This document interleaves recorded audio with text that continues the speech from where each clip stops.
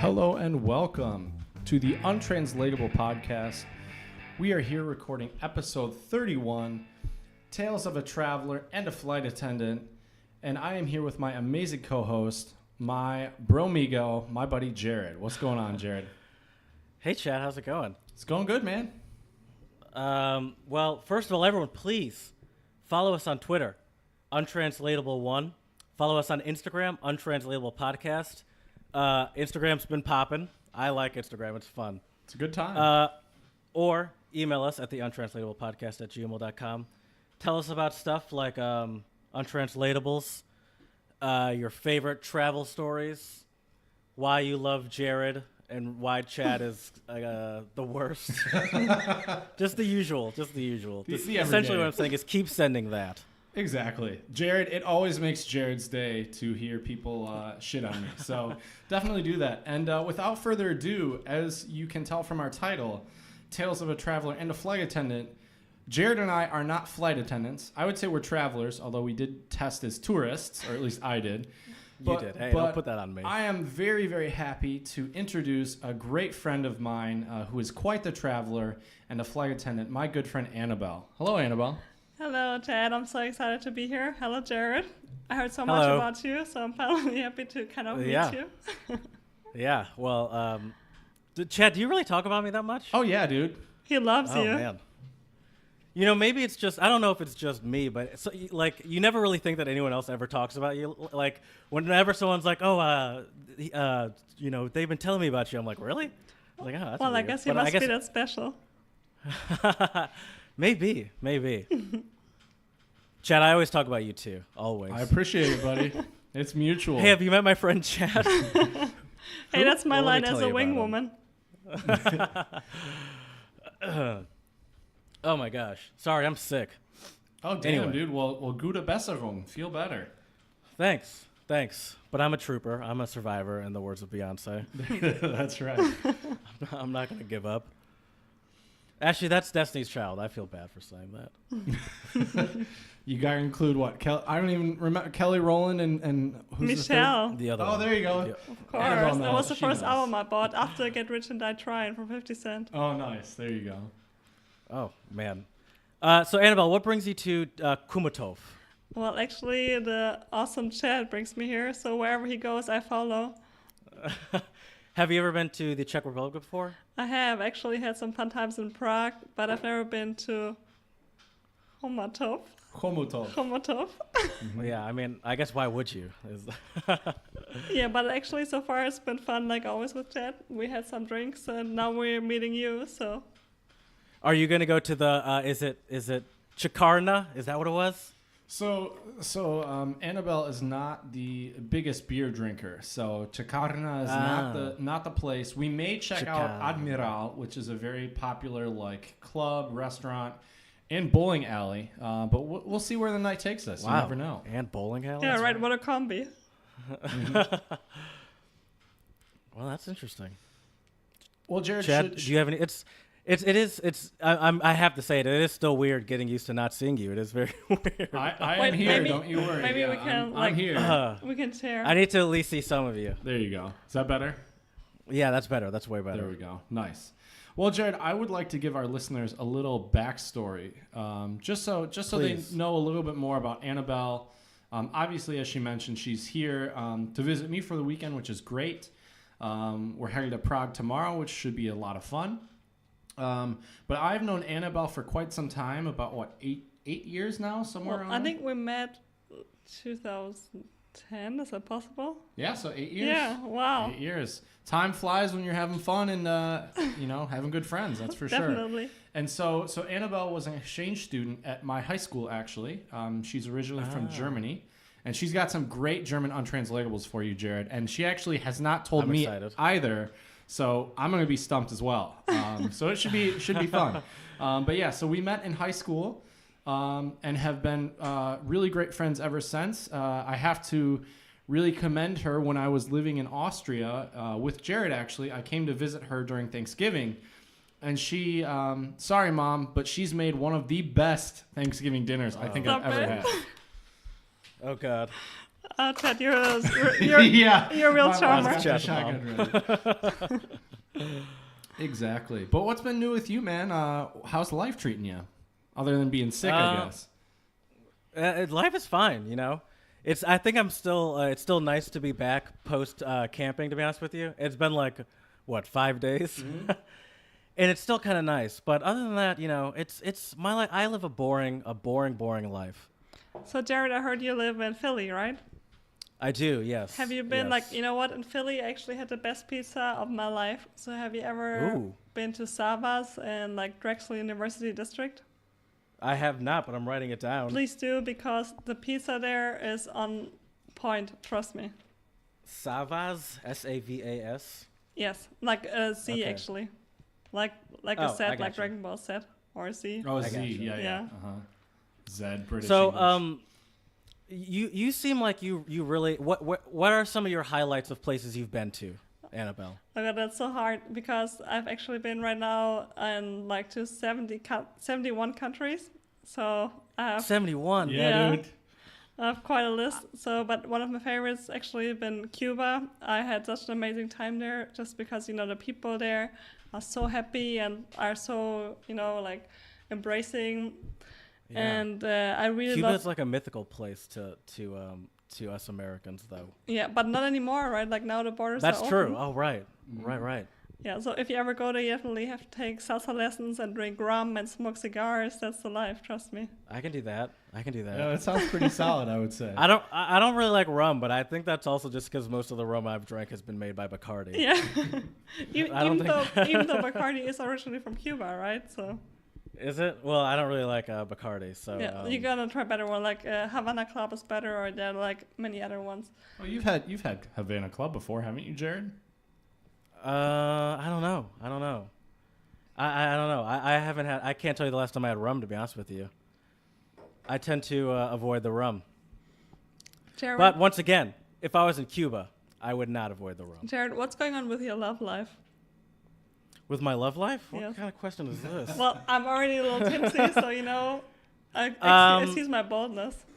No, that's okay. I mean, I'm single.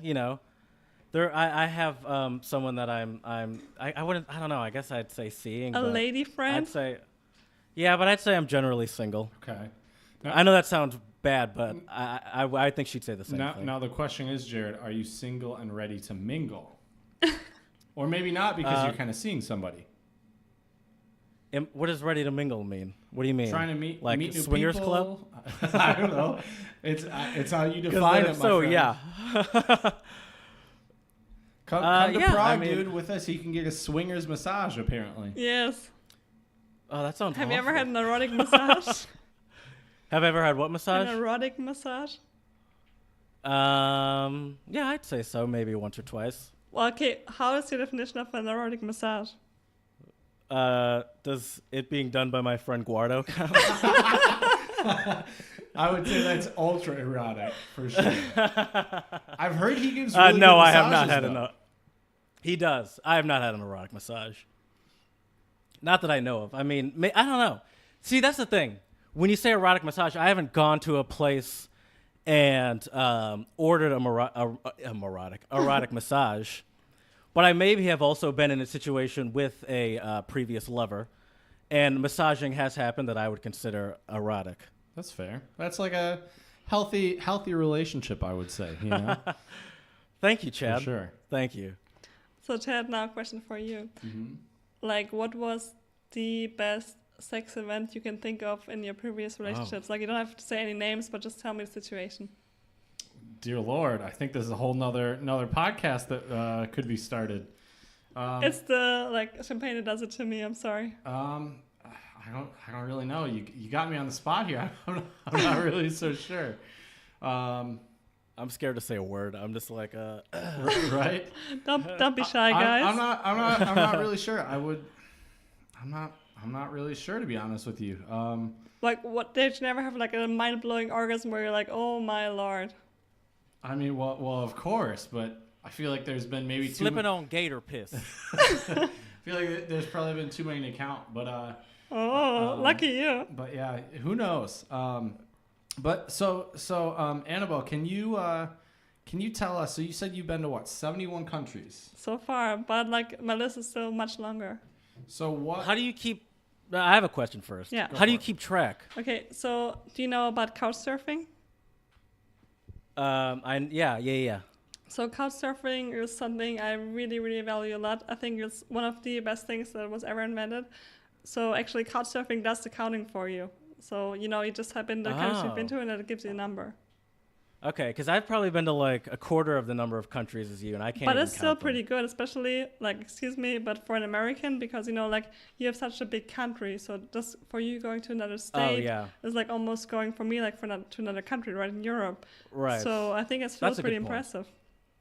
I lived in Germany for a while back when I was a I missed you, boy. Yes, you did. I was there for 4 years. Where were you? Where were you? And why were you there for 4 years? I was in Dusseldorf. I lived there from 2004 to 2008 because just for my parents' job, and I ended up moving there. Right in the army? Excuse. Yes, I was. Okay, you're no. So you're, no, I wasn't. No, I wasn't. No, I wasn't. You're just not. No, you're just an army bred, right? I wasn't. I was in international school. I think she means were your parents in the army? Like, why were your parents in Germany? Germany? I thought she said Abi. No. No.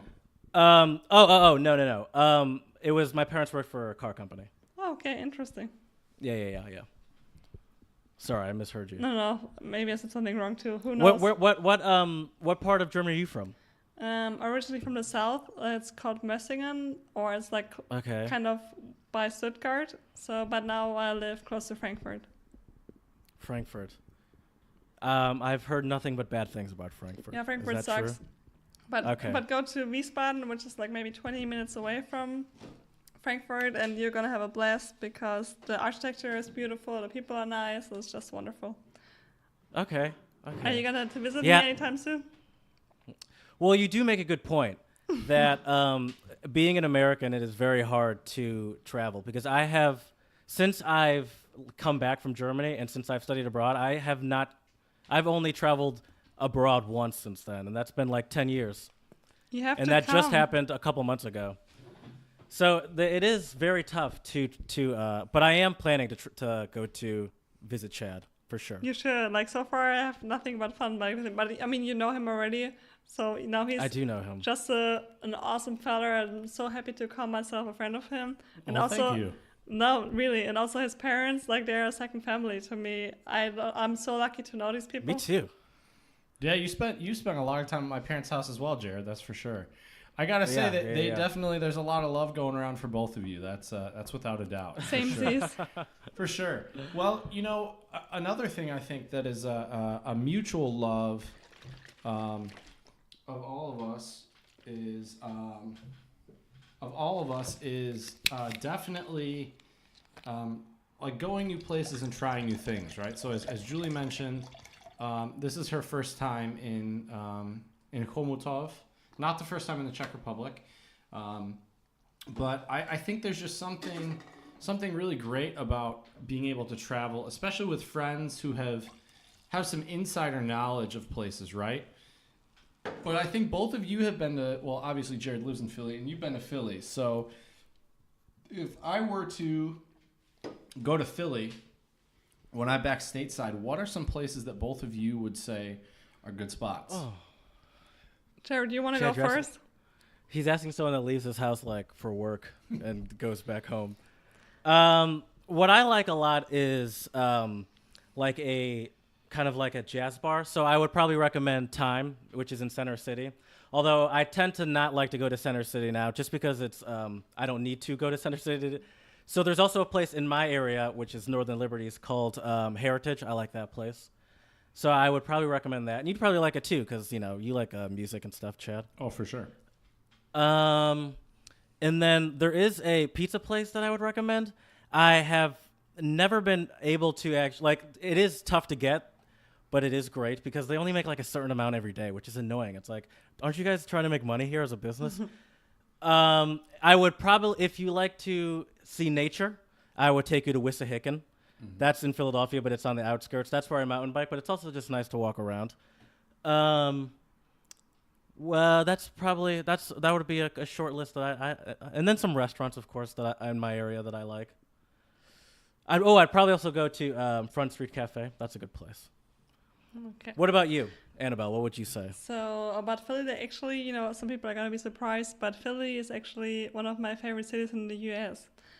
Oh, wow. Yeah, no, because first of all, like the best pizza in the world, like I mentioned earlier, is like Savas and Drexel University District has the best pizza in the world. There's also like some Greek people that open the pizza place, and it's just amazingly delicious.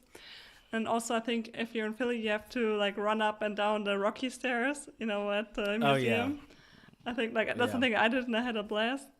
Also, I actually went into the museum for the first time a couple weeks ago. It's pretty good, it's right? actually pretty nice in there too. Yeah, I went to it and I really enjoyed it. And then also, I think, you have to go to Pachendino's to have like an original, like Philly cheesesteak. And without whiz, like all the Americans told me, or especially the people from Philly. Whiz grosses me Yeah, out. exactly. So you shouldn't have whiz. But yeah, you have to have like, I always thought like a steak and cheese sandwich would be like an actual steak with cheese on top. So I was kind of disappointed when they like chopped the meat up. But well, like a filet mignon in there or something. Exactly, like a filet mignon with like cheese on top. Wouldn't that be amazing? But I guess still really enjoyed my time, and also met some amazing people in Philly. And I think Philly is such a beautiful city, and you have the Liberty Bell. You have so much history going on. I think it's just an amazing city. It is, yeah. I'll say this: I only get, I would only go to a Philly cheesesteak place if someone that was visiting wanted to go. I like. It almost feels like a level of gluttony that is abusive to myself when I go by myself. I feel you. You know what I mean? So I do go like whenever people visit. Even last time I had someone visited and we went and I didn't even get one. I was like, I can't do this. I'm like, it's good, but like I'm just gonna this just seems unnecessary. Mm-hmm. But it is also a staple. I'll say that. I would not choose Patrigino's, and I know that's what everyone has their own place. But I from what I've heard. Because I'm not an expert, Patrigino's is not the best place. Well, you're the local, so we're going to trust your judgment. That's fair. For sure.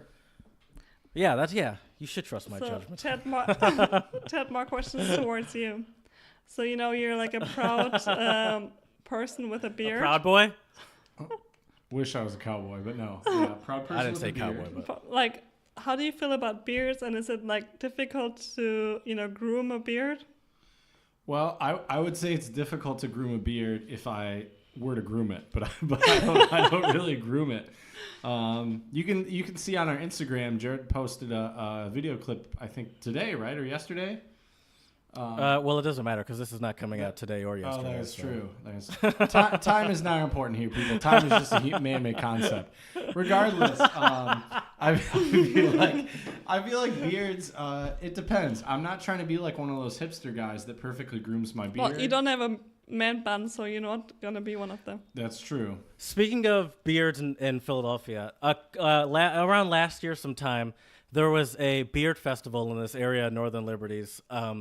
Called it was in this area, in this little square in Northern Liberties, and they had like this little outdoor area, and they had a setup where they had all these whiskey tasting stations, and they had like cigar stations, and people had like these crazily well groomed beards.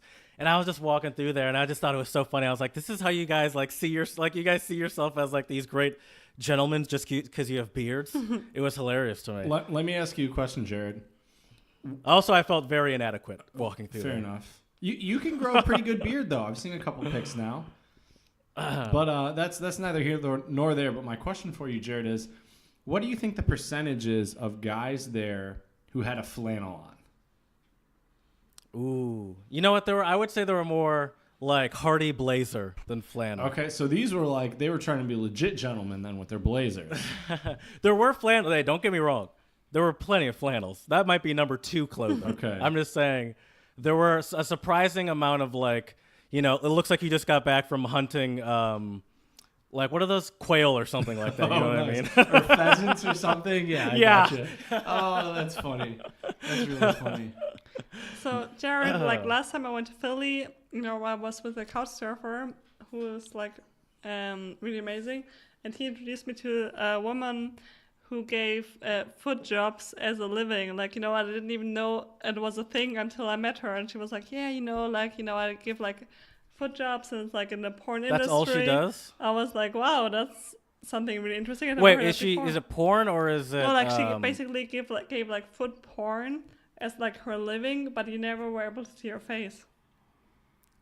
People like that. That's a stuff. smart. Yeah, people are into crazy fetishes. That's and like sure. then she told me about German dungeon porn. Like what is German dungeon porn? I don't even know. You're the German out of the three of us. So I know I'm the German, so like I don't even know. Like I know, Ted, like by your face, I can tell you know. So tell me what is German dungeon porn? I don't know.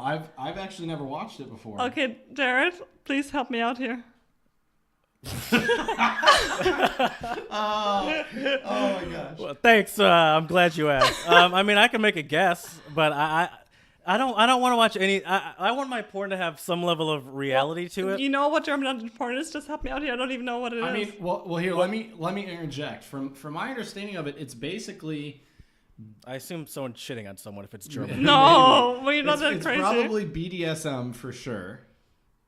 I would say it's BDSM, and there's probably a lot of leather. And what's bukkake? Dear Lord. You want to take this one, Jared? Because I'm not 100% sure I know the right. I've never even heard of that word. Like, before. have you never played Cards Against Humanity?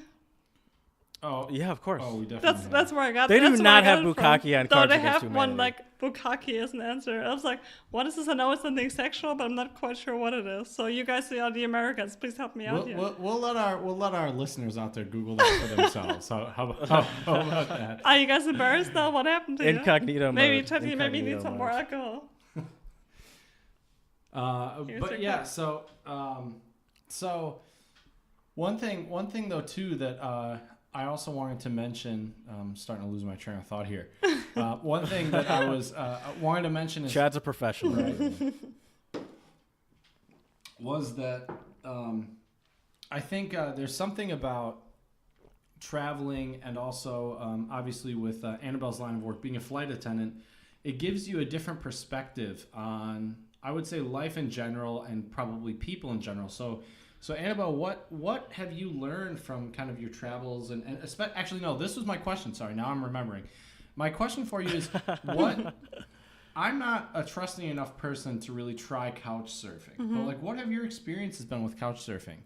Okay, so everybody out there, I can highly recommend couch surfing. So actually, couch surfing made a difference in my life because I was, traveling by myself as a woman, and you send out like basically what couch surfing is to those people who don't know. It's basically no matter where you want to go, you just type in the city. Let's say Philadelphia. It was actually the first city where I did it. And then, like a list of people pops up that offer their couches for you for free.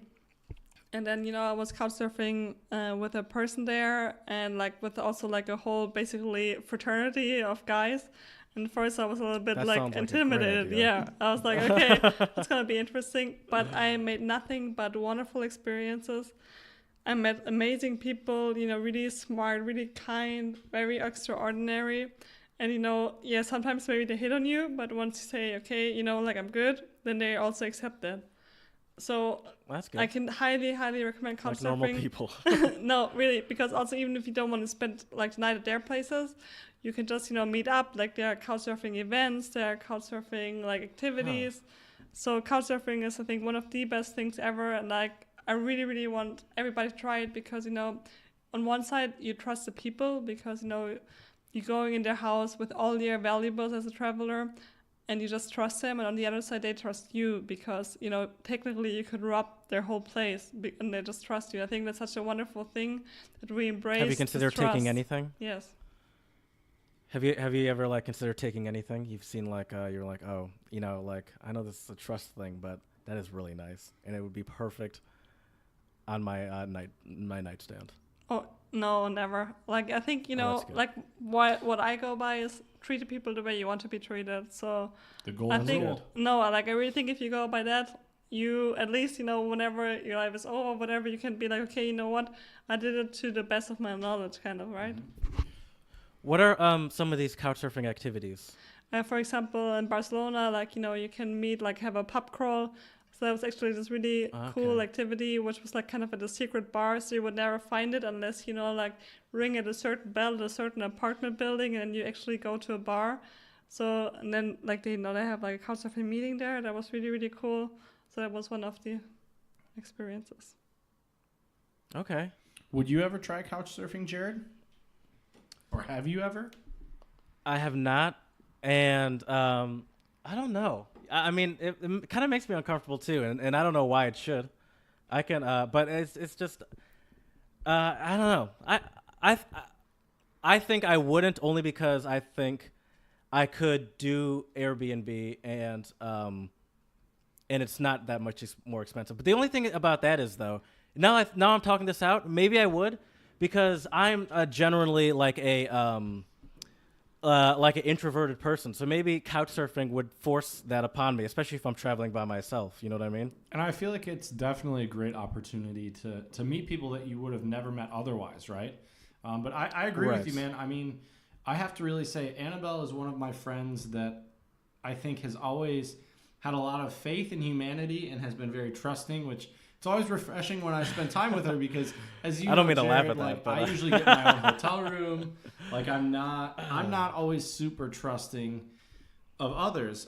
Although really, Right. I've never had any reason not to be, which I guess is kind of a shame. You're so kind, Chad. Like, thank you so much for the kind words. But I feel like, I think life is also, like I heard one time a comment where, like if it scares you and excites you at the same time, it's something you should try. So, sometimes it's so good to get out of your comfort zone and just try something new, because I feel like you can get to know yourself on a whole other level. Have you been to places where people are nervous for like, oh, that place is not safe, or oh, that place is dangerous, and you're like, I had a perfectly fine time. Like, Yes, definitely. all it does is take the minimal amount of precautions, and all that fear is stupid. Yeah, so the first time actually this happened to me was in Philly. So, That would make sense. no, like it actually sounds weird, but actually, was my second couch surfer. He was like really nice, but like basically he was just like at a completely black neighborhood, and I was like waiting for him to pick me up, and people came actually up to me and were like, "What are you doing here? Like, are you lost?"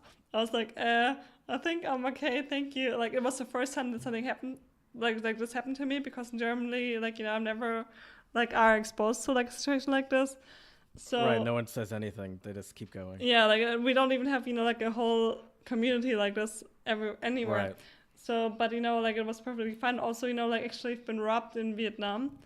That's quite a story. Would you mind telling that story to Jared? Sure. So, Jared. So basically, it was a little bit stupid. Normally I would never have my passport, my credit card, or my cell phone, all of me on the same time. But I was about to catch a flight, and I just wanted to go to a grocery store to get some drinks and snacks. And on the way back, somebody came up behind me and took my purse with he cut it, and then I ran after him. It was really dramatic with rain and everything. You ran after him? Yes. Oh, wow. And I basically kicked off my flip-flops and was running behind him in an alley. And I was it sounds stupid, but at this moment I wasn't even thinking. I just was thinking, oh God, my passport, because for me, especially working as a flight attendant, my passport is basically my work, right? So yeah, that's your most important exactly object. So I did everything I could, and I was running behind him, and it was raining, and I was wearing a white dress, and then I fell, and it was all muddy, and my knees were open, and I wasn't able to catch him anymore, because those were really narrow alleys, and the police wasn't any help at all. So this was basically the most dramatic week of my life. But I think if things like this happen to you, you come out stronger of it, and then you have a choice. Do you lose your belief in humanity and in the good of people, or you don't? And I chose not to, because I think people are great in general. And if you give them a chance, I think they prove it to you. Oh, for sure. And I would also assume that, one, you travel more than the average person. And I would also assume that 99% of your travels are, safe and enjoyable. And you can't let one bad experience make you be like, no, I'm just gonna stay in Frankfurt. No, totally. I never could, because I feel what enriches my life so much is just embracing into other cultures and meeting new people. Nothing gives me more joy. even like meeting you, like we've never met before, but I heard so many good things about you, and I was just so excited to meet you. So, just so like sorry. even encounters like this, no, seriously, give me so much joy. And, just meeting somebody like Chad, who's been nothing but like kind and wonderful, when I came to the States, especially as an exchange student, you don't know anybody. And he was nothing but like so kind and welcoming, and people like this, I don't know, they hold such a special place in my heart, especially, like almost 10 years after this event, we're still going strong. And I think that's just something so wonderful, and I can be so grateful for it. Oh yeah, no, I agree. And and then when something like that happens, it just naturally broadens your world. Now you have this whole other, person or part of the world that you want to see, you want to visit, and exactly that's what makes things work, I think. But I feel like I think we need a lot more of that. I talked so much about myself, so now I want to know more about you guys. So, Jared, what makes you happy? What makes me happy? I don't think I know the answer to that yet, to be honest with you. That's a big question, for sure. I can tell you what I like to do, but I don't know if I can tell you what makes me happy. I know you can. Tell me what makes you happy. Can I answer for both of us, Jared? I know exactly what makes both of us happy. Let's be honest. Sure. The Untranslatable podcast, my man. That is true. I do like this. I love it. This makes me happy. Yeah. What Jared loves the most, for sure, is probably my corny jokes, I would say. But what I think what makes me happy is just keeping myself busy with stuff. Like, I'm always doing something, and a lot of it doesn't. I'm not gonna say it doesn't matter, but a lot of it's for myself. But I work a lot too. But I think it's just like making myself useful and not feeling like I'm wasting my time. Because I don't like for example, I can't play video games. I can't really watch TV because it just makes me feel like I'm wasting my time. Why? And so, especially like TV, I understand, but video games, if you enjoy yourself, why do you waste your time? I just feel like I could be doing something to better myself or move myself in a direction that involves making more money or being more, like, for example, I play piano. So if I were to ever play video games, I'd be like, you could be playing piano right now and learning like a Franz Liszt song, but you're... Do you think getting a lot of money is important to you? I wouldn't say a lot of money, but I would say more than I have now is. Why? Because I think with that also gives me a way to improve and quickly better the things personally that I want to do. So I think there's a lot of things personally I want to do, like travel. I like playing piano. I would like to have a better piano. I feel like I could put more into the podcast if I had more time and money. And so I think, yeah, I there's definitely, I would like more money, but I'm not saying I'm trying to be out here like Bezos taking over the globe. Exactly. I agree. I mean, it's really difficult to travel with no money. Ted, what makes you happy? Man, these are some deep philosophical I have questions. way more to come, so you better get ready. Well, I mean, I guess for me, I hope we're done with the porn ones. Well, please tell me we're done with the porn ones. Right. What I would say is probably, what makes me get up in the morning, I would say, is just to try new things. Obviously, for me right now, a big thing is when I notice when I'm actually starting to learn some Czech. Also, Jared, I don't know if you know this, and actually I didn't tell Annabelle this either, but I had my first Czech lesson with some teachers I want to hear at my about school. this. So let me tell you about it. So it was really, really fun. So we had a Czech lesson in my school with 2 teachers. Shout out to both those teachers for helping me learn my Czech, and also... and shout out to you, right? For helping them learn English. Yeah, and so that's what we did. It was weird. I figured it would be like a tandem, like 30 minutes would be focused on Czech, 30 minutes would be focused on English. It turned out being more like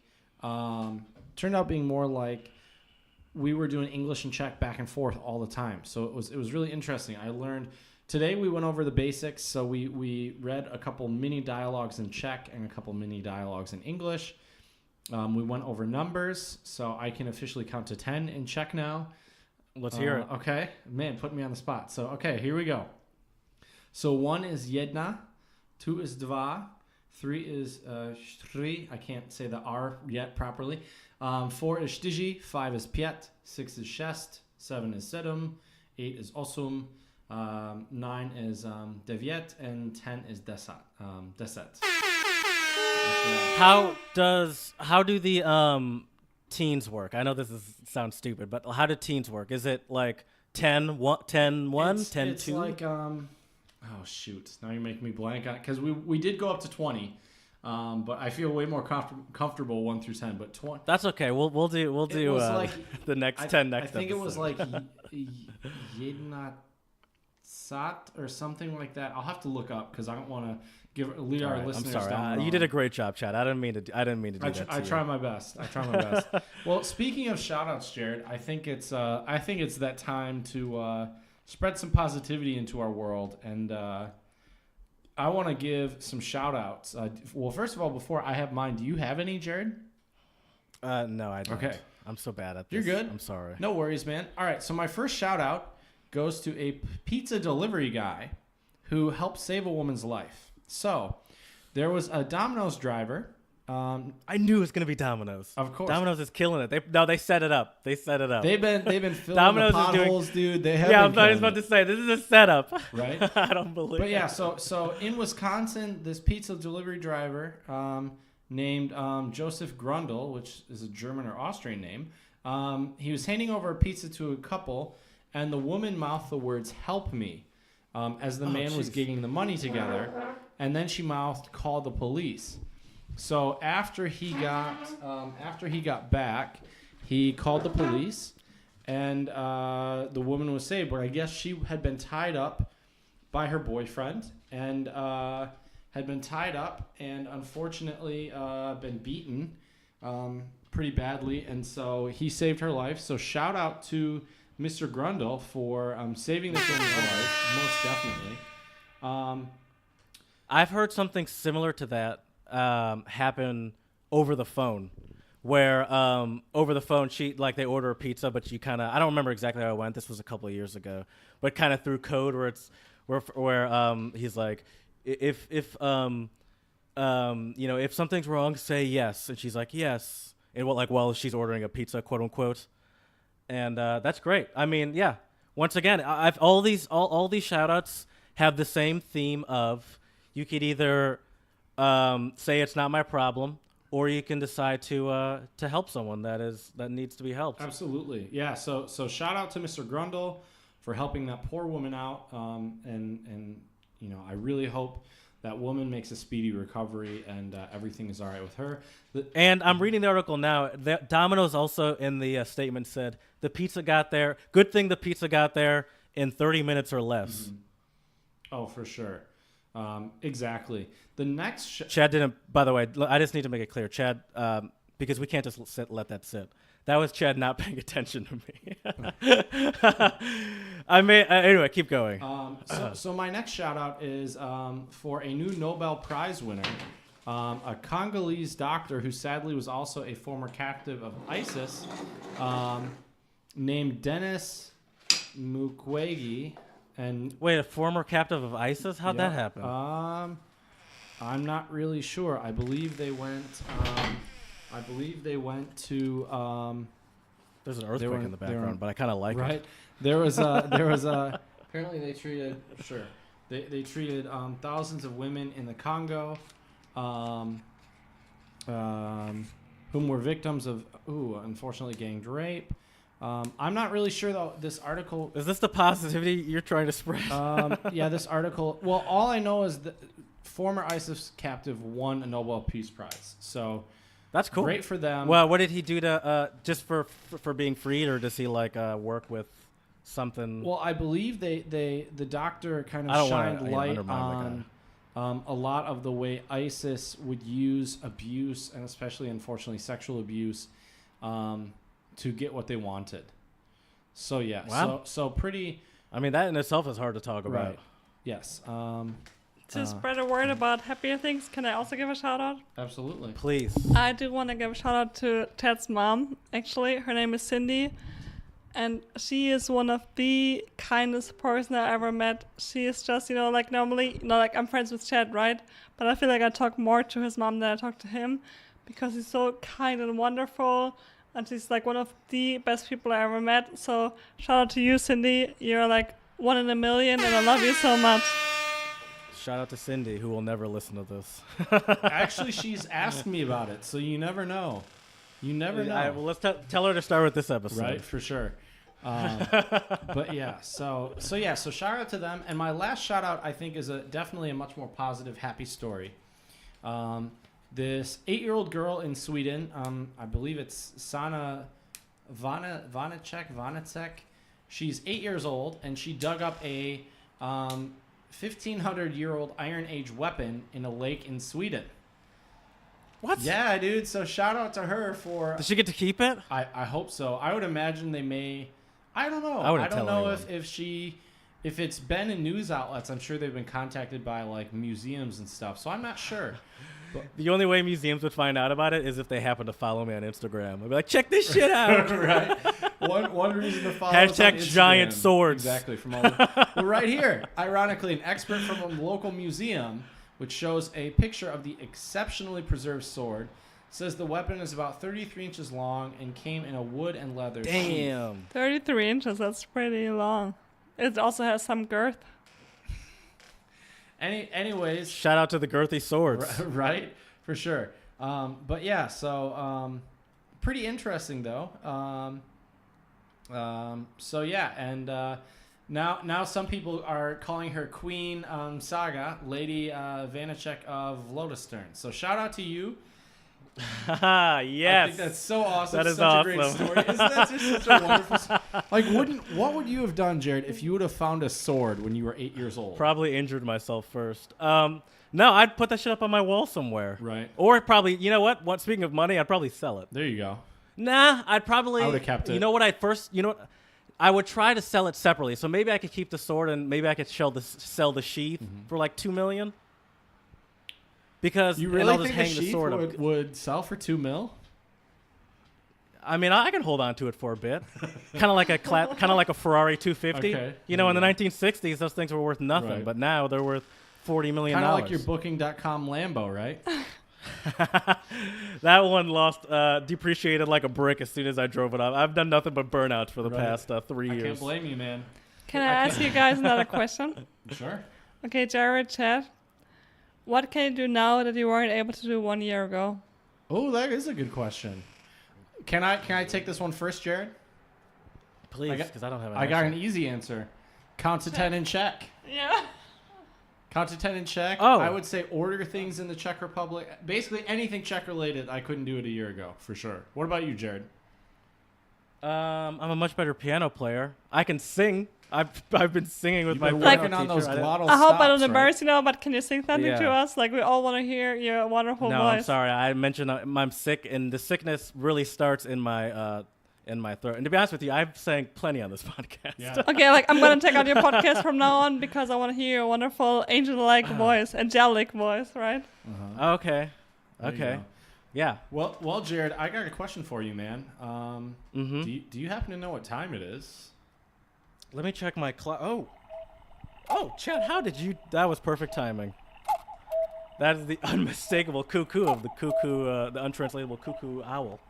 I have a different name for that thing every time, and I still don't know what to call it. That's all right. You got to change it up. Keep our listeners on their toes, you know?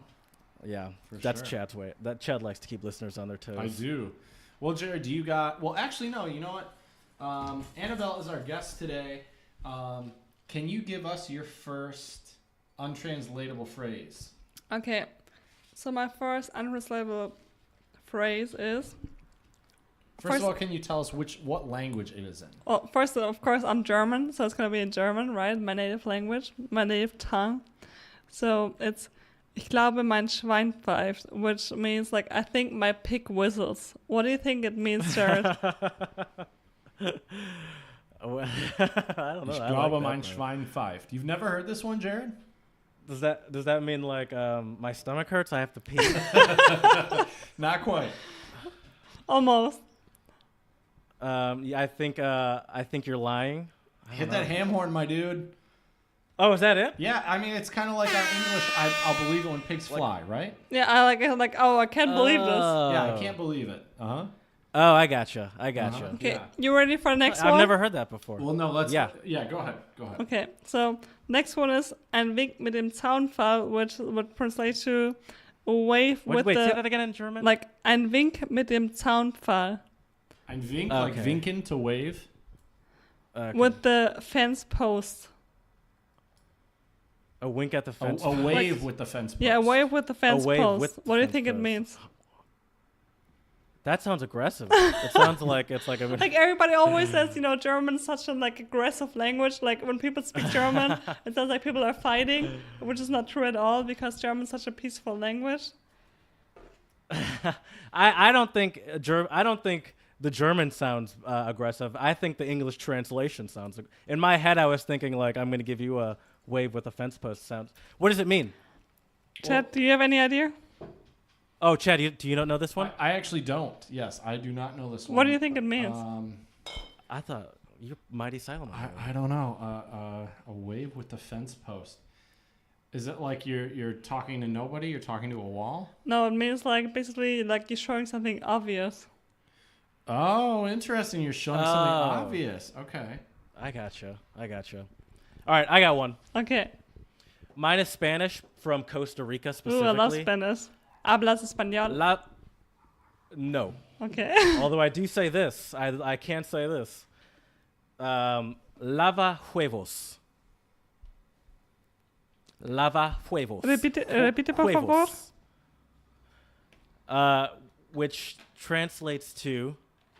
Chad, do you know what lava huevos means? Well, huevos is eggs. Yes. I don't know what lavas means. Okay, lava, not lavas. Lava huevos means wash the eggs. Any guess? Even though I know Spanish, I've never heard it before. So please help me out here, Jared. Well, can I give you? I'll give you a. Give us one of your world-class hint. examples. Yeah. All right. Let's see. Annabelle, you've had nothing but nice things to say about Chad and I, and Cindy for that matter. And I can't. Every time I hear it, I'm always just like, "Oh, please, Annabelle, lavas huevos." you're just washing my eggs. Well, I would love to wash your eggs. That's exactly what it is. Okay. You got it. No, I'm To kidding. suck up to someone, kind of, or Yeah, to suck up to okay, someone. Yeah, nice. yeah. All right, Jared, I have one for you, and for Annabelle.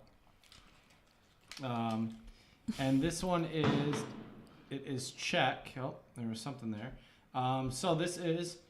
Was that in your place or was that outside? That was outside. Like they're having some fireworks here Yeah, for there were fireworks. I was saying, did To someone our just? honor. Do we need to call 112? Right, exactly. No, I think we're good. But okay, so this. What is the emergency number in 112? Czech Republic? This one? Oh, okay. Oh, really? Uh-huh. Oh, Yeah, that's gonna make that 112. up.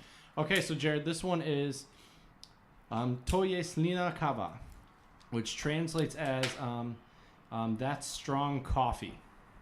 It's Czech. That's strong coffee. It's like, oh my god, you're so good in bed that I can't help myself. Nope, not even close. Any Jared, guesses, Jared? what do you think? Oh, she took mine. No. Like that's like loud. This is not what it is, but I can't help but thinking that's like a loud shirt or something like that, or like a loud. You know what I mean? I know that's not. That's not, all I think of. I mean, you're not that far off. It translates to what we would say in English, like that's rich. So I think it's more used for food. That's rich as in like okay, in food, Yeah. not like haha, that's rich. No, I think it's more food. Yeah. Uh-huh. Okay. Yeah. That's strong coffee, even if it's okay. All right, I got you. That was gonna be my first guess, but that seemed too easy. Jared, when am I gonna meet you? Next time you're in Philadelphia, just find me on Couchsurf. You are a couch surfer? No. No, he was just- I have another Spanish one from Costa Rica. Oh, nice. And it's God damn it. Paracaadas. No. Paracaidas. There we go. Paracaidas. And I specifically put this into Google Translate, just that one, beforehand to make sure I got it. And I fucked that up royally. Sorry, Jade. We still love you. What does it mean?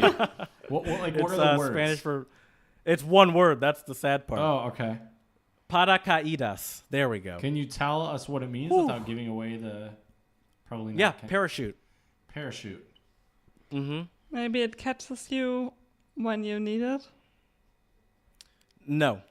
Okay. No, yeah. it's a little meaner than that. Really? A parachute? Is it like if someone's like has a muffin top? What? How do you get a muffin top out of the... I don't know. Parachute top? I don't know. What is it, Jared? No. I don't know. That's too mean. No, I'm kidding. It's I'll give you another clue. Mm-hmm. So say Annabelle, say we're at a party, and you know there's a bunch of people. It's not just you and I, but we see then Chad walks in, and it's like oh man, who invited the parachute? Oh, okay. So who like invited the kind of like outsider or like the weirdo? It's someone that essentially shows up to parties uninvited or like a party crasher. Oh, interesting. Oh, okay. Interesting. Yeah. Sorry, Chad. It's all right. I'm gonna crash all your parties now, Jared. All right, I got one for you guys in Czech. Boti tolabi, which literally means wandering shoes. So you're going a place and you're happy there? I don't know, Jared, help me out here. Wandering shoes. Is it just like someone that is like lost but happily lost? I mean, you're not far off. I'd give that like a quarter ham horn, maybe. If that's quarter. What's a ham horn? I still haven't. Like it sounds like bacon and whore, or it's like a ham horn. There's another untranslatable ham horn. Ham horn. That's what Oh. Do you know where they? Oh, this is a ham horn, by the way. Yeah. Ah. Do you know where they got the name for ham horn? I don't. I'm gonna guess. I don't know either, but I'm gonna take a guess and say that it's because ham is an acronym for hard as a motherfucker. Oh yes, Yeah. I go ham. Exactly. Yeah. Annabelle knows. Eggs, bacon, grits, sausage. You guys know this? Oh yeah. That's I love I'm not it. familiar That's a with cool that, song, yeah. But yeah, wandering shoes, is literally someone who cannot spend a long time in one place. I feel like that's okay. me. That's kind of why I picked it. I thought it described Annabelle to a T. Yeah. You got Yeah. me. Mm-hmm. Chad, you just know me so well. I have one more. This is actually English from Ghana, and it's "Do Me Show." Do me show. Do me Is that show. like entertain me? No, that's too easy. Like, would make sense, but do me show. That does make sense, but it's too easy. Do me show. I'm not sure. Although it is similar. So, for example, someone is doing a show, and you're showing a sign of appreciation. Interesting. How do you come up with this? How did I didn't come up with it. Well, like, how did you? Why did you pick it? Oh, because it's how I like to live my life. It's more of like a personal motto. It means to make it rain. That's how they say make it rain in Ghana. Right. All right. Do you think? Do me Do you show. feel like you did something wrong? No, I don't. By the way, I do not make it rain. I'm the cheapest person in the world. Like, oh no, that's already me. Sorry, take the title Yeah, from you. Annabelle might have you beat, dude. Like, I wouldn't call myself cheap because it's like has like like a negative. Frugal's a better word. Yeah. Economical. But I'm not even Smart frugal. with I your just money. feel like like I like good deals. Yeah. No, I think that's smart, especially when you travel a lot. Exactly. You have to be smart look about out it. for your money, right? Because if you want to travel a lot, you have to have like and you're on a budget. You have to have like make smart decisions. For sure. So, Annabelle. Yes, sure. You are a flight attendant. Yes. I have a couple questions for you, Please and I figured ask this away. would be the time because usually when I'm on an airplane, I try to talk to no one. Why? I know why. Because I think people once they're like crowded in those like small place, you have sitting people like to your left and to your right. You kind of try to keep your private space. So what do you think? Yeah, I just don't like the small talk. As soon as I get into the airport, I don't like talking to people. I hate the small talk. I hate like the where are you going? Oh, where are you from? It's like who cares? I don't like that. So even on the airplane, sometimes. Well, I'll start with this. So I always have my headphones on, but when I walk past, say, when I'm getting my boarding pass, I'll do my headphones like this, where I push one to the side. Yeah. And I do that when I'm walking onto the plane. Does that bother you or people? I feel like, I do say hello. Like, I think that's kind of you, but I feel like, especially, when you're like boarding airplane, like at least what I try to do is like take my headphones completely off, because I do the same thing, because like, there's so many noises going on, right? But I feel like, it's something that's just, like kind, if you take your headphones completely off and be like, really embrace like this moment. Yeah. I'm so bad at that. No, but like, why do you don't like small talk? Like, I mean, I get it. Have you ever heard, do you know TED Talks? I've heard of TED. Chad, is Chad right there? Yeah. Yeah, Chad, what's up with you guys in TED Talks? I mean, I love them. Chad's always bringing up TED Talks to me. I love TED Talks because they're so deep. They are. They're very deep. I actually did a TED Talk with my... You did a TED Talk? You did a TED Talk? No, sorry. That was the wrong phrasing. I wish. Maybe one day. That's my hope. Me too. Gotta learn some more languages first or do some more traveling. Polyglot Chad. Right? Not yet. Give me a couple of years. It's going to take some time.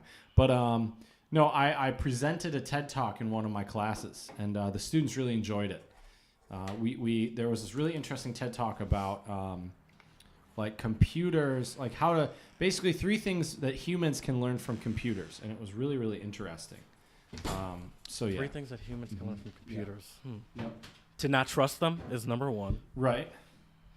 No, but they were basically just saying you had to have like a very, like there are certain things in life where it's important to, I guess, really just methodologically think about it. Methodically. Thank you. Yes.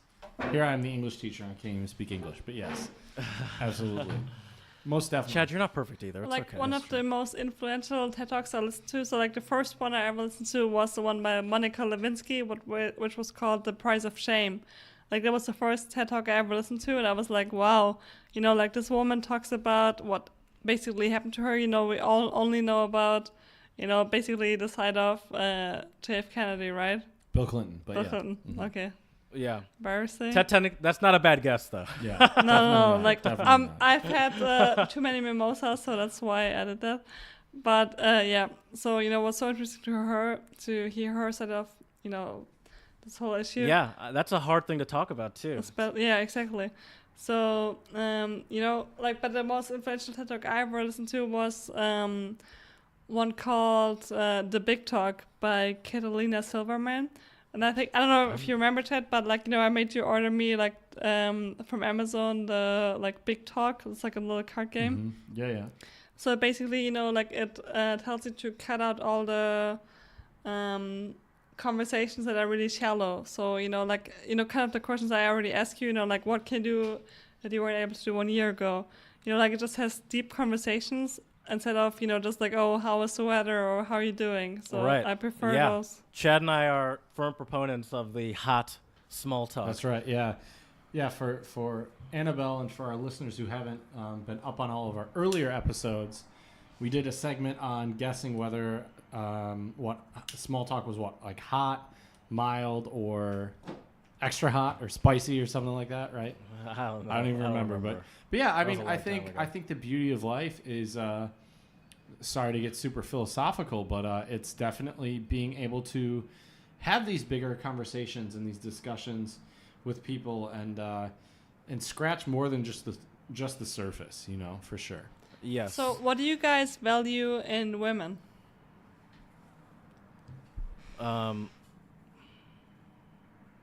So back to the flight attendant questions. I'm just getting started. No, I'm kidding. Chad, do you want to answer that? I mean, for me, what I value most in women, this is going to sound really cliche, but they're just being able to, I guess their sense of humor and their intelligence. If I'm with someone who I can't laugh with, and sometimes can't have a deeper conversation with, it's just not going to work very well. I feel like it's kind of similar with you as well, Jared, isn't it? Yeah, for sure. I mean, I make a lot of stupid jokes, and I don't need them to be laughed at. But, yeah, no, it's definitely having a sense of, yeah, no, I'd agree with that. I'm serious, though. I do have other questions about being a flight attendant that I'm dying to know. Yeah, Jared came prepared, so be ready. Oh, I'm so ready. I was born ready.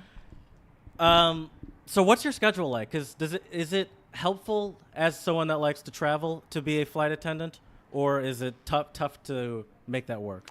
No, it's definitely helpful because, how I became a flight attendant was, I was studying international business. I was in the 4th semester and I was sitting in my, business lecture and I was like, okay, I'm not happy right now. Like, I want to travel and I don't have enough money. What am I going to do? So, this was really helpful for me because now, like, especially, in the beginning, I took a contract where I was only working for 6 months at a time. And I was off 6 months, so I was able to do 2 world trips. And wow. Like, within the time world I was off, trips. yes, and I was off, 50%, and I was still getting paid 50% of the time. So I think that was the right decision for me because I feel like, especially when you're young, you have to travel. Like, no matter if you don't even have to have a lot of money, you just, especially with couch surfing and cheap flights, nowadays you can make it work. I think it's so important to, embrace what you really want to do instead of, always thinking of what other people expect from you. So could you tell us a little bit, because I'm curious too. I know obviously a little bit about your world travels, being a close friend of yours, but could you tell our listeners and Jared kind of, where did you go, what did you do, and what did you learn from it? Okay, so with working as a flight attendant, you can basically request 2 destinations in a month. So, for example... Oh, you get to request where you go to? Yes, you can request it. So basically this month I requested Seoul, South Korea, because I've never been there, and I just, I'm really interested in people, in places I've never been to. And I requested New York just, to go there again. So I think it's so much fun to see people, places that you have been before, to get to know them better and to get to know the other side of them, and also get to know places where you have never been before, because just to get to know the culture and the people is so different, and just to read about it, to hear about it, because when you get a feeling of it, it's so different and so special. Do you meet a lot of colleagues that are in the job for the ability, are also are there, let me put it this way, are there a lot of your colleagues that are also in it because they enjoy traveling a lot? I actually don't think so. Sadly, I don't think so. I think most people do it. Maybe they started out with the desire to travel, but especially as they get older, they just do it as a job, which I think is kind of sad because you have these amazing possibilities, and you don't really take advantage of them. Right. So do you think I guess I can't even say that. I was gonna say if you started traveling less, but I don't like that question. What do you think? Do you think you're a good flight attendant? I would say she's a great flight attendant, but that's just me. Oh, thank you, Chad. No, I think I am, because I just started doing first class. So normally I just work in business class instead of economy, because it's just what I really I understand. No, what I really enjoy what I really enjoy about my job is interacting with people. I love to talk to my guests and embrace with their cultures. For example, I actually have to tell you about one guest I had. He was an old Irish guy, and he saw already so many countries, and I asked him, what do you think, what kind of advice would you give me in life? Because I always like to ask deep questions. And he told me, one of my role models actually Arnold Schwarzenegger, and every person that tells you this, they're like, what? Why Arnold Schwarzenegger? It's such a basic guy.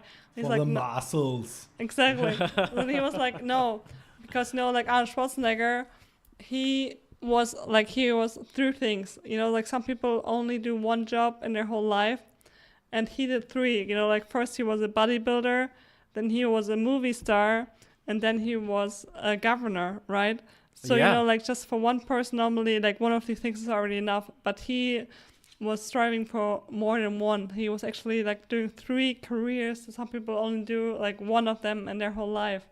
So he was so, impressed. All while having an affair with this housekeeper. Right. Well, we want to disregard that, but I think, that's a good, life lecture. Yeah, for sure. You never have to just stick to one thing. You can do all of it. Like you can do different things. I think that's what makes life really fulfilling. If you strive for more than just one thing, like the world lies to your feet, especially, in our age, you can do whatever you want to. And I think that's such a gift. And you really have to. And that sort of ability to switch to 3 completely different things and to succeed greatly at them takes a lot of faith in yourself. Exactly. To begin with. Yeah. You have to believe in yourself, and you have to know, you can do all of it. Like, especially, I know with traveling or work or whatever, you never have to get stuck with like doing one thing. You can do all of it, and just, the knowledge. Yeah. Like, it's already worth so much. I struggle with that. I mean, even more than the money thing, I think it's a time thing is the hardest part for me. What do you do for a living right now? I just work in an office job. I do car stuff, and that's so vague. But I just work in an office, and I do like research for new technology for cars, and I do new product development stuff. Do you enjoy what you're doing? Oh, I love it. Yeah, I'm a car nerd, so it's right up my alley. Well, then you know what? It's amazing what you do, because I think it's all about what makes you happy. So what you're doing is actually then perfect for you. That's like, what Chad does, experiencing so many different cultures, different countries, and new language. That's like, for me at least, that's what life is for. I think I have such a big respect for people that do this, because it takes a special kind of bravery, to get out of the, like, what we call in German, like, hamster wheel, and to go like somewhere else, like what society tells you. Also, we say the rat race, I would say, too. Oh, yeah. Well, I'm still in the rat race, I think. But me too, in theory, in some ways. But I mean, like, you said you're happy. You said you love what you're doing. So I feel like you do so much more than, like, let's say even 80% of the people are doing, because I feel like everybody, or like of my friends I'm talking to, are unhappy with what they're doing. So, you know what, like, if you're enjoying what you're doing, that's already worth so much. So you seem to enjoy being a flight attendant, the perks of talking to people, and that. What is the worst part of the job, the most dreaded part, where it's like, oh, this again? I feel like, people that look at as flight attendants, I feel like, for example, for me, like, I'm studying full-time as well as I'm being a flight attendant, so that gives me a certain, I don't know how to call it, but like a certain certainty that, like, I'm more than just a flight attendant. But I feel like, people don't know what it is like to be a flight attendant, because they just see, okay, you give out some drinks and some, like, food, and that's it. But there's so much more to it. Like, you have to be responsible for the whole security on the airplane. Like in the worst case, you have to be able to evacuate a whole airplane. And like, we are not only evacuating the airplane, but we know how to deal with people that are freaking out. Probably. Say it again. Deal with people that are freaking out in the case of an evacuation as well. Like this, or also like we do medical emergencies. We are able to firefighting. Like, you have to be able to firefight. We actually get trained for this, and there's so much more to it than just like giving out food and drinks. And most people don't know this, so I feel like there comes a certain disrespect to it, and I feel like that's kind of unfortunate. But like, I was thinking the same way before I actually did the training, so I can relate to why people would think that way. Yeah, I think more of that also just comes from people not really taking the time to think about what other people go through. Yeah, but I mean, why should they, especially on an airplane? Because I mean, like, in the airplane, you take kind of, you want your food, you want your drinks, and you want to sleep. Right. So that's all you're concerned with. Does it bother you when people don't pay attention to the security thing? A little bit, but I haven't paid attention in like 10 years to that. Yeah, but you also do a lot of traveling, so I feel like you don't need the security thing as much, maybe. No, but I just appreciate, like, getting to know people, getting to know their stories. That's why I like, working in first class or business class, because there you actually have the time to talk to the people and get to know their stories. And, like, especially if you ask people, they're willing to tell you so much. You just have to ask. And I think that's the general thing you have to learn about life. Just ask. Asking doesn't cost a thing, Like, you learn so much about it. I like that. Asking doesn't cost a thing. Asking don't cost. Is that an Aretha Franklin song? Should be. If it's not, it should be. Or it can be a new Untranslatable song. That's for sure. But I have a question for you as well, Annabelle. On average, you fly a lot of international flights. Yeah. On average, how many languages do a lot of flight attendants speak? I feel like at least 3, almost like 4, because everybody speaks German and English, right? But I feel like everybody has at least like in maybe Spanish or French, or even like I met one time a guy who spoke like 7 languages, and I think that's pretty impressive. Polyglot. Yes, sir. So are there? This is. I've always wondered this. I wouldn't consider myself a germaphobe, but I feel like in my later years I've been way more aware of it. Is there anything on a plane that you should definitely avoid? For example, this is just an example. I don't know if this is true or not. The coffee, the blankets and pillows. So normally, like especially if you go on an international flight, like everything is like fresh. But if you go like on a I don't know, within Europe, like the pillows might have been used before, so you maybe want to avoid that. That's probably why I'm sick or right maybe now. Or maybe ice, airplane. because like I'm not saying anybody does that, but if they would touch it, like because some people like if they're in a rush, like if they use their hands, it's maybe not the most sanitary thing, right? Right. Yeah, I regret asking this question. No, that makes sense. That definitely makes sense. What are the most common annoying questions you get from like it's like how are you on a plane and you don't know this? That's a good question. Like how to open, like it's gonna sound really stupid, but how do you open like a bathroom door? Like some people like like it says push on it, but some people are like, how do I open this? And then like I'm literally standing in front of it for like 30 seconds and then I'm gonna help them, but I'm like, okay, that's really weird. Or like also for like putting your luggage away is like kind of like playing Tetris, especially on like short haul flights. And they're like, why do people put their suitcase like sideways when they just can make more space for other people? Like this just frustrates me. Like I know for me something so natural, but like when I see it I'm like, why? I know. It makes no sense to me. I've actually, speaking of the bathroom thing, on multiple international flights, I'd say twice, maybe 3 times, I've walked in on someone using the bathroom because they didn't lock the door. Yeah, like it's happened on multiple occasions. Yeah, I don't understand that. Have you ever had sex on an airplane? No, but there's 2 things. I haven't been in many situations where that would be an option, and it doesn't even seem that appealing. Yeah. Now here's the deal.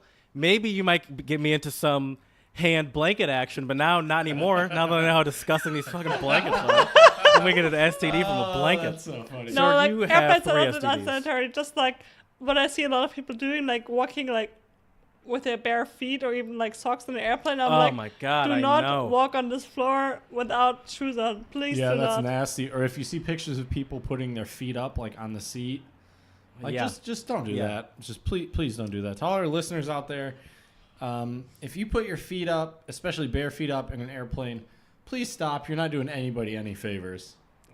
Yeah. And I also feel like, sorry, I didn't mean to interrupt, Jared. Please go ahead. No, go ahead. I just feel like, I think it's like some like common courtesy to like when you're sitting on an airplane to say like to introduce yourself to your neighbors to your left, to your right. Because I feel like, I know you're in such a tight space and I feel like, you want to have your privacy.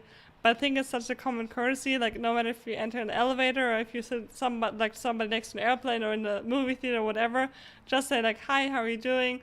I think that's such a nice, like kind thing to do. Just do it and like don't pretend like you're like in your own bubble. I don't know. Are you taking notes, Jared? Are you taking notes? I think I'm doing... I'm not even kidding right now. I think I'm doing flight attendants and not really, but I think I'm doing flight attendants a favor by just putting my shit in the overhead compartment, not saying a word. I barely even order like drinks or food on domestic flights anymore. I think maybe I'm wrong, but I think this is the nicest I could be is just by shutting up and being a good passenger. Yeah, 2 more things. So, for example, when you order a drink or like, for example, let's say you want tomato juice. Let's say or coffee or whatever. Tell happen. them exactly, like, say, I want a coffee with milk and sugar, or tell them I want tomato juice with salt and pepper. That, like, or like, if you listen to, you know, what do you want to eat? Let's say, like, you know, you're gonna hear it before, like, I don't know if there's chicken or pasta. It's basically always the main choices, right? Like, listen to it before and say, okay, I want chicken or I want pasta, instead of letting the flight attendant repeat what they want, because they have to say it 100 times over and over again, and it's just getting annoying. Like, I'm just wishing people would pay more attention to it. Yeah, I think that's the shocking thing that I've learned in general too, is just how unaware people are, and how like unconcerned they are with what's happening around them in their area. Yeah. Do you hang out with your coworkers? Are you friends with any of your coworkers? Yeah. So what's the interesting thing I think most people aren't aware of is, you know, like, I'm working every time I go on a flight, I'm working with different people. So let's say, for example, from where we fly out of, we're like at least like 20,000 flight attendants. So we're never gonna work with the same crew, nor with the same like pilots or things. So it's always a completely different crew. So I enjoy this because I feel like, especially with women, you know, they really get kind of, you know, when a lot of females work together, they kind of get, how do I even say this, concerned with their coworkers and like what they like and what they do not like about the people. So I think it's a great thing that we always work with different people. So if you don't like somebody, you know, like, you're like, okay, I'm never gonna see that person again. So it's kind of nice. But I think most people are not aware of that. Yeah. Have you ever had, I did not know that. Have you ever had flights with like one or two people, like a repeat? I had it like within my 3 years. I had it like once or twice. So it's really, really rare. But sometimes with people you like and sometimes with people you don't like. So most of my friends I have from being a flight attendant are people I never even worked together with. What is it about their behavior that you wouldn't like? About my coworkers? Is it just because they're not friendly? Yeah, not friendly, or is it more of a work-related thing? I would say, you know, some females they love to gossip. You keep mentioning females too. Because is it just like, I feel like 80% are females and 20% are like gay dudes. So okay, that's why I say like mostly females, but I feel like also guys Gotcha. don't like to gossip as much as females. That's why I'm mostly friends with guys in my private time anyways, because, you know, I'm just the kind of person that enjoys directness. So, you know, if you have a problem, just tell me and we can fix it. But if you don't tell me what you want, I cannot help you. You know what I mean? Yeah. Annabelle's dropping gems on this episode. For sure, dude. These are going to be some solid clips. I've been learning a lot just by sitting here and listening in. No, it's so much fun, you know, like talking to you guys, and I really appreciate you having me on this episode. I feel like honored. It's our pleasure. Yeah, the honor is all ours, for sure. How often do you... Is there anything about the entire flight process or your job that you're like, this could easily be optimized, but it's stupid stuff that we just don't do? Because I feel like even I sometimes are like, why? Like this, I could think of a better way to do this. Like, give me an example. So, for example, the way they load people onto the airplane. Why is it that they don't just start from the back and work? Like, maybe you can start with first class, but then just start from the back and work your way forward. But you know what? What's the funny thing? We say this. You know, we said, okay, now please everybody from row 21 to like 30, please board. People just don't listen because I feel like, I don't know why, but I always feel like they're in a disadvantage. So they're like, oh no, I want to be like first on the flight, maybe to like, you know, put my luggage wherever I want to or whatever. So like they just don't listen. And now that now that a lot of people's boarding passes are on their phone, it's way easier to go when it's not your zone as well. Mm-hmm. I just lost my train of thought. I feel like I should be writing more of this down. I was asking you any other sort of ways that it could be optimized. Anything that you're just like, it's so annoying that they do it this way, but this is how it's going to be. I don't know.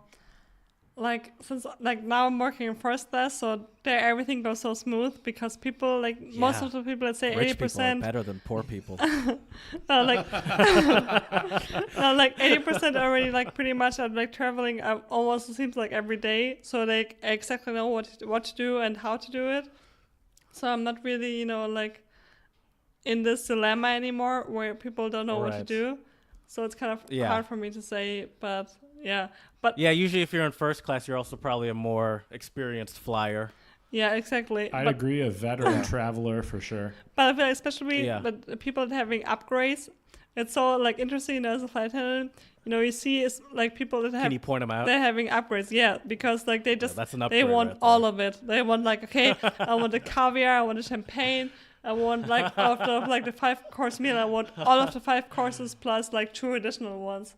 So like Getting that's lit in first class. yeah, so like that's what you I'm- really like, you know, can point them out by, but or like they don't know how to work things. So, but you know, I'm kind of embarrassed to get drunk on an airplane. Why? Like, I'm embarrassed to like ask for like, you know, my 4th or 5th whiskey. don't. Tell Annabelle what you told me our last episode. Oh yeah, so my parents have a friend, and what he does is this is mostly on domestic flights, but to not have to buy booze, he will buy a lot of those little travels, you know, the small single shot bottles, and put them into a Ziploc bag and take them through security and uses those and just gets Coke and whatnot. Yeah, I'm not sure because I work for an airline which like has every booze for free, which I really appreciate because I feel They like don't do that as much in America, though. yeah, I know like definitely American not. flights like you can be lucky if you even get like a water for free. No, like I'm serious. Like I don't know. One time I took a flight, I think from Detroit to Miami or something, which was like a pretty long flight, and they didn't even offer me water for free. So I was like, oh wow, what is this? Because I'm It was probably Spirit or something then, Probably. not sure. or like Frontier. Not sure, but like, you know, I was like, okay, wow. So, you know, like I'm used to different things. I'm proud of working for an airline where you can have as much beer and booze and whatever you want Yeah. for free because, you know, like I enjoy getting people drunk. Do you not have? Is that not a problem? Having drunk? Do you not run into that drunk people as an That's issue a often? great question.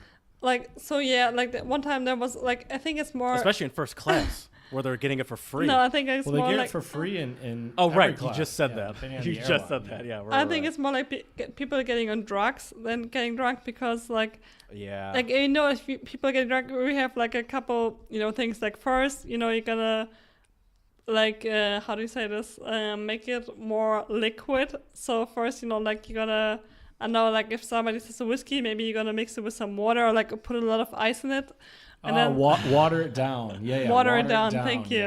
Uh-huh. Yes. So then after this, you know, like maybe you forget about it, like, oh, you ordered another whiskey. Oh no, I forgot. I'm so sorry. And then after, after this step, it comes, you know, like, hey, oh, I'm so sorry. You know, like we're out of whiskey. Like you would never say to a customer, oh, like you should not have any more because you always want to be polite, right? I feel like there's also a fear that you don't want to like make them angry. Oh, it's like for that's not sure. gonna help Exactly. anything. But you know It's like, what's, we're cutting what's you off, interesting sir. to know, like you know when you basically book a ticket, like the things you agree to, one of them is that you are like allow the crew to tie you down. So we have actually you know things that would basically cuff you down, and you're okay with it because you basically signed a contract too that we can tie you down on an airplane.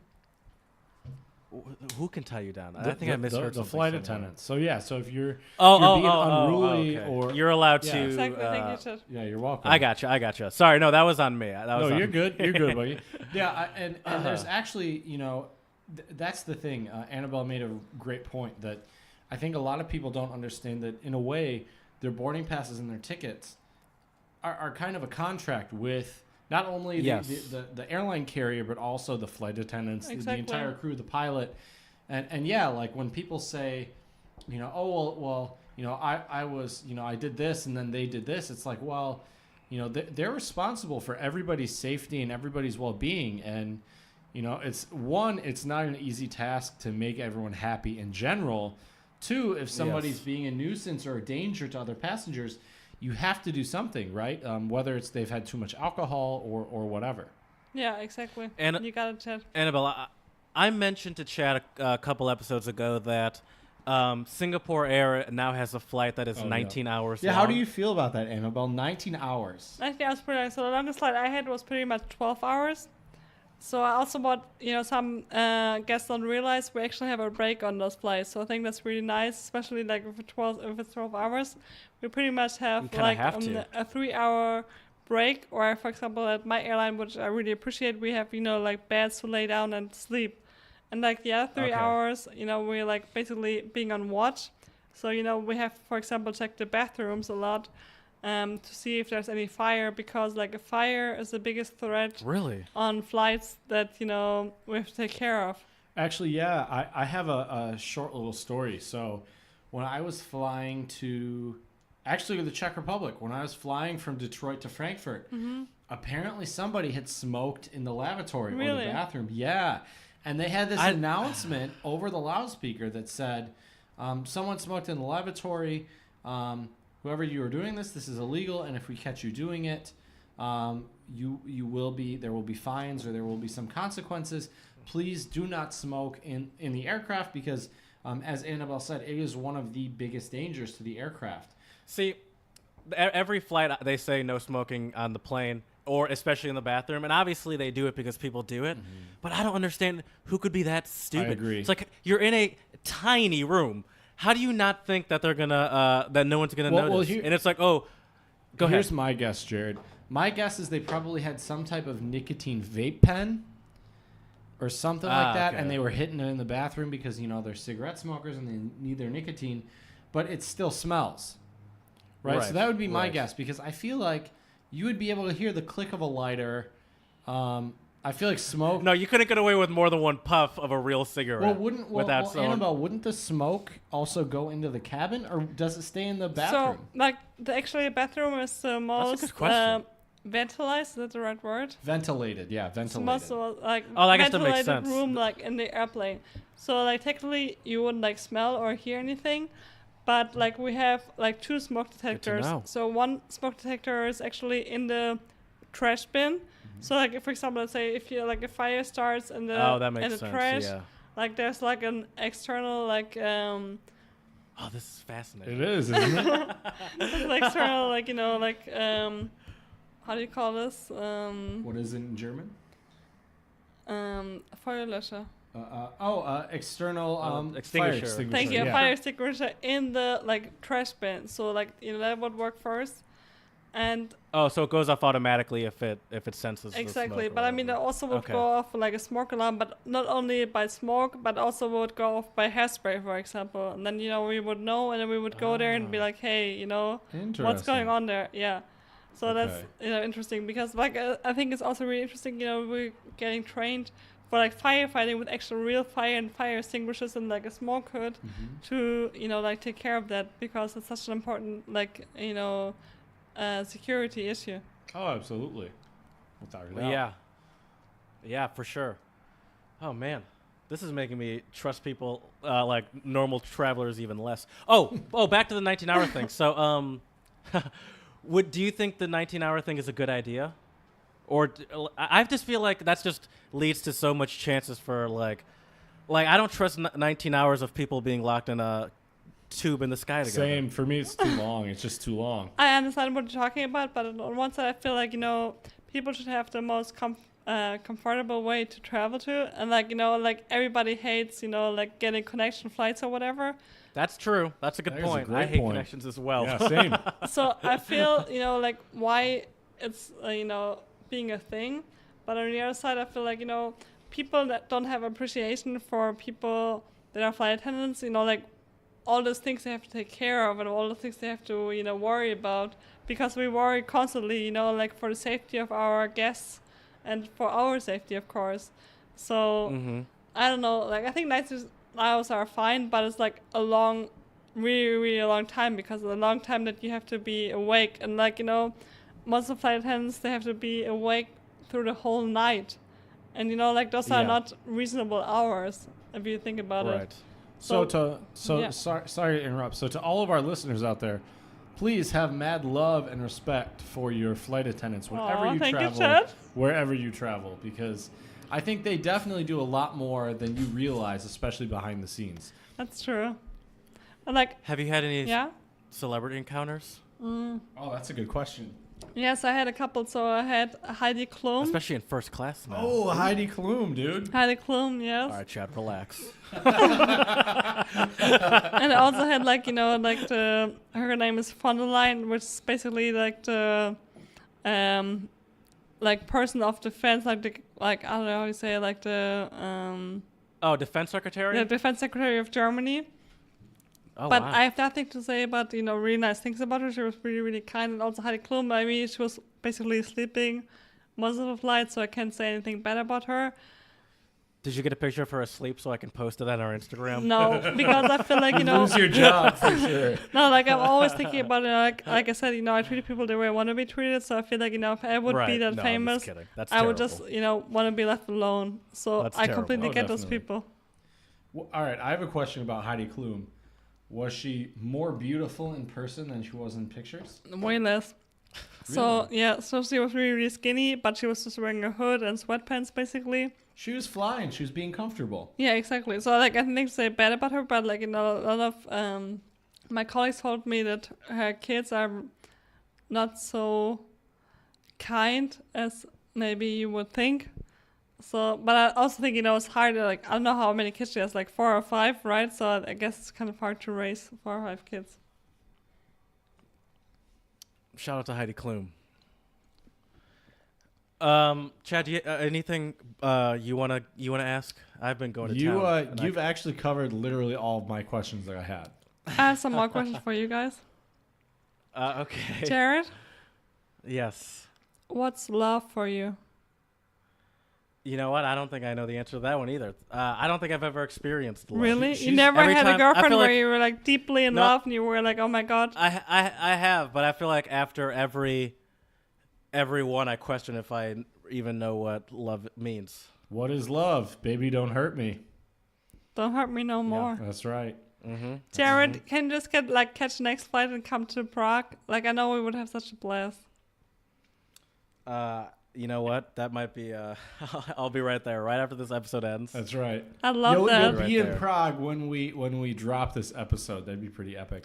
Oh, dude. Speaking of episodes, I have some horrible news. Horrible news. What? So I looked into Polyglot Con. Oh no, Chad! What's Polyglot come on. Con? So a polyglot is a person who speaks many languages, and Polyglot Con is How many languages do you have to polyglot- speak to be a polyglot? Depends who you ask. I think I would say 4 or 5, but that's just me. Yeah, I'd agree Some with that. people may say 2 or 3. Some people may say 5 or 6. But there's a big conference in Slovenia, and I looked up the flights, Jared, because I looked up the train, and it'll take me 8 hours via train, and I guarantee you it'll take me longer because of delays. Why do you think and it'll take everything you else. longer? Delays, man. I mean, the Why are you so sure that there's going to be delays? because every time I've been on a train here, there's been a delay. All right, that's fair. And so I checked on the flights, and the flights were $300 to get from here to Slovenia, Prague to Slovenia. And back or just one way? Round trip, Okay. $300 round trip, plus a hotel, plus Polyglot Con. I got bad news for you, Jared. I don't know if we're going to be able to make it happen. Oh man. I know, right? Jared, Sorry but I burst want to your meet bubble. you. Like I heard so many good things about you. It's time. Yeah. Well, you're in the Czech Republic right now. That's far away. Once again, as I've said before, time is the hardest thing to have. Mm-hmm, for sure. Without Time a is doubt. so valuable. Like for example, today, like Chad was like, like from the airport, I took an Uber, which was like 50 minutes compared to like if I would have taken the train for 3 hours. And I decided to 3 hours. Yeah. Well, so it would have been the train. How does that the math train work? travel itself wouldn't have been 3 hours. It was getting to the main train station from Václav Airport. Gotcha. Yeah. So the entire commute, would have taken about 3 hours. So Gotcha. yeah, but like I decided to take an Uber because like even though it was more expensive, I was like I value thank you my free time and just spending time with Chad and like enjoying our time together more than money. So like I decided to take an Uber because I felt like it was the right decision.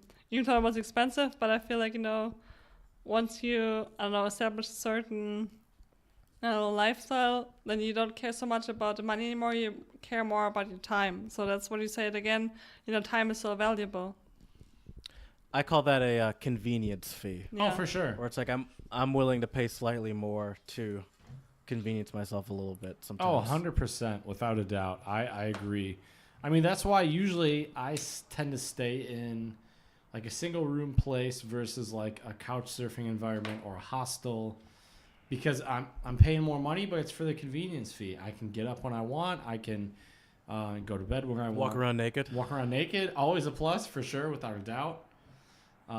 Yeah, so I agree with you, man. Definitely convenience fee. You know, Taylor and I are going to Prague tomorrow, and we're gonna go to a party hostel, so we're about to have a blast. Yeah, so that would be interesting. A party hostel. Yeah, dude. So I've never. Well, is it okay? Branded as a party hostel? Yes, it is number 4 in the Czech Republic. In case you're curious, it's called the Elf Hostel. Oh man. So I will give you all the news, Jared, after our experience at the party hostel. I'm really excited. The only other hostels I've ever stayed in have been in Berlin, which was also kind of a party hostel, and it was a lot of fun. It's a great way to just meet a lot of people. I met this really badass British dude. Shout out to Alex, who has this like crazy wizard beard, and believe it or not, he played like American tackle football in England. And dude, I kid you not, his mascot was the Spartans, just like my college, Michigan State. And and so we immediately bonded, and he taught me a very important phrase in British English. Jared, do you know what it means when you when you say there's a tidy bird? Yeah, that's a good-looking lady. Yeah, I'd never heard that term before. So it's a tidy bed, right? Yeah, I knew this. I knew bird was like what they called like it's like what they called a woman or a girl. Or, I don't know if it's like saying broad in American or what. I would say it'd be maybe like chick. Yeah, maybe. Yeah, they're both birds, I guess, kind of. A little different meaning, but think about that. You know, they're both birds. You know, I mean, it's one way. It's one way or another. You know. So Jared, what do you find in a woman attractive? Didn't we do this one already? Yeah, we did, but I forgot your answer. So tell me. I would say what you should do is listen back when this episode comes out. No, I don't know. I definitely the sense of humor, and someone that reads every now and again, I guess. Oh, for sure. You gotta have a cultured. Like, what individual. do you mean? What that reads? Like, what kind of stuff? I just mean someone that's like informed, smart. Yeah, someone who's bright, who informs themselves. Yeah. I agree. Well, Jared, I think I have one more question. Oh, though. go Can I yeah, ask absolutely, absolutely. I've been saving this one for the end on purpose. What is the stereotypes of pilots in the flight attendant community? Okay, so a couple of pilots will hit on you. Like, I don't know if they're married or not, or they're just gonna hide their ring or whatever, but I just enjoy having a good time. So you really have to watch out for them. Like, personally, I have never had anything with a pilot because I feel like it's just like a stereotype. And you should really not have it. But, like some are out there and they want to experience, like, I guess the joy of life. And, yeah, so you just have to watch out for those. So, like, I mean, like, I also met so many people that are married to a pilot or something of my coworkers. So, like, I mean, it's like in every work, right? Like, if you work together, you're gonna eventually find each other, right? Yeah, I guess so. That's a good point. Yeah, I mean, most people tend to find their significant other at their job just because that's where you're at most of your day. Right. Exactly. I have a very stern no shitting where you eat policy. Me too. I struggle to be friends with my coworkers. I think it's probably better because I feel like you should never have anything with people that you work with together because it's just not a good idea, period. Because if anything goes sour, like, do you really want to see that person after it again? Exactly. Yeah, it definitely leads to some awkward conversations, without a doubt. How did you meet Ellie, by the way? That's a long story. We can discuss that another time. But Jared, how did you meet your, I guess, kind of, like, I know it's not your girlfriend, but like the woman you talked to? That's an even longer story. That's an even longer story. Oh, okay. That'll be next episode. Okay. Annabelle Part 2. Right, for sure. Without a doubt. Well, we have a special song of the pod this week. We asked our amazing guest, Annabelle, to bring us a song that has some specific meanings to her, and she picked, I have to say, an absolutely amazing song. It's called Siempre Sí. Do you remember what that means in Spanish? Of course, Spanish? it means always yes. Always yes. Siempre sí, nunca no. Always yes, never no. Oh, that's what that means. Yes. So, and like it actually has like really special meaning to me because I spent a month in Cuba. I was living there, and I had the salsa teacher who basically introduced me to that song. So like every time I hear that song, like I think it's so amazing what songs can do to you. Like at one point, like it gives you like brings you back to a whole another time and a whole another feeling. Yeah. Yeah. So especially like also like food can do to you. Like when the smell of a certain food reminds you of your grandma or something, right? Oh yeah, for sure. Yeah. Yeah. So the song is a Cuban jazz song, and I too thought it was great. Do you understand like what he's saying in it? Yes, I speak Spanish, so luckily I do. As I mentioned to Chad multiple times, for some reason songs always seem to sound a little bit better when they're sang in Spanish. It's like, man, it already sounds better. I love it. I always love listening to songs in Spanish, even though I usually don't know what they're saying at all. But yeah, so the song, what's the song? What's it called again? Siempre sí, nunca no. So like always yes, never no. Like with you, always yes, never no. By whom? Is it whom? Havana de Primera. Yeah, Havana de Primera. I actually saw them live, and they are outstanding. In Cuba? In Cuba. And Cuba, that's cool. cabrón. In Cuba. What was the venue like? So, like, there was like a huge crowd of people. The entrance was only like, I don't know, $5 or something. But, in Cuba everything's cheap. So people were like all gathered together and just, like, get to enjoy this like band and the song. So it's really special. That's cool. That's cool. All right, Chad. I think it's time for me to. I think class is in session. I need your Czech word of the pod. Oh, all right. I will gladly give you the Czech word of the pod. Before I do, though, check out our song of the pod on Twitter. Oh, yes. Thank at you. Untranslatable 1. Siempre Sí by Havana de Primera. Great group. If this music doesn't make you get up and dance, you need to go consult your local physician because it's amazing. And as Jared mentioned too, there's something about the Spanish language that just makes almost all music just sound so amazing. You know what? I'm going to go out on a limb and say it makes all music sound amazing.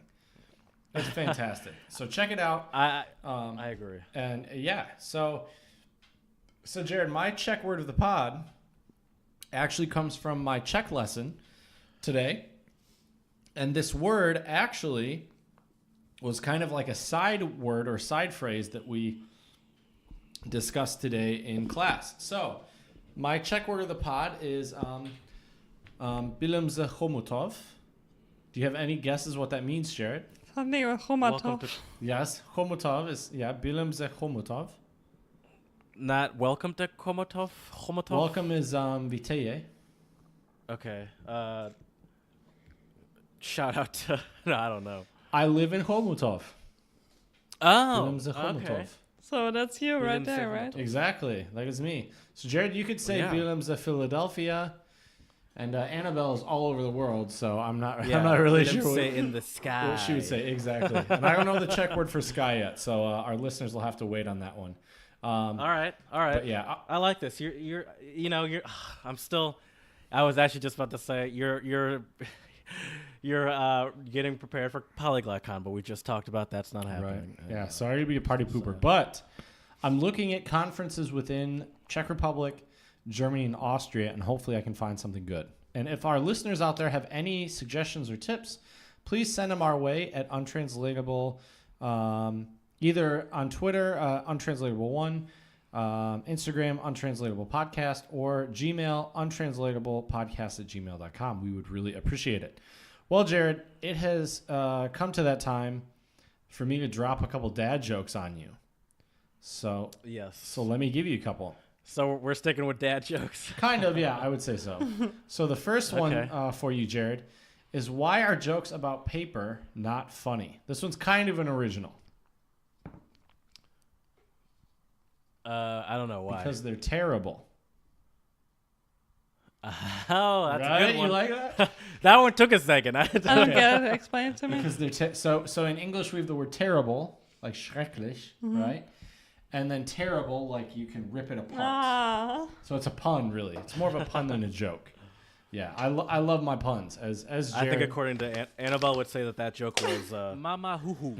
Right? Mama hoo. No kidding. Definitely some mama hoo. Which is just so. For sure. All right, Jared, my second one for you is what do you call an elephant that doesn't matter? Oh, I know the answer to this. Ask Annabelle. Well, she can read my notes. Yeah, I can read Oh. as well. Do you really know the answer to this one? Yeah. All right, well, give it to us. Irrelevant. Ooh, you're we smart. Hit that ham horn, buddy. There we go. I mean, that's not how jokes are supposed to work. You're not supposed to take the punchline from the joke teller. Hey, I will gladly let you take the punchline anytime, buddy. Anytime. Well, it has sadly come to that time where our episode comes to an end.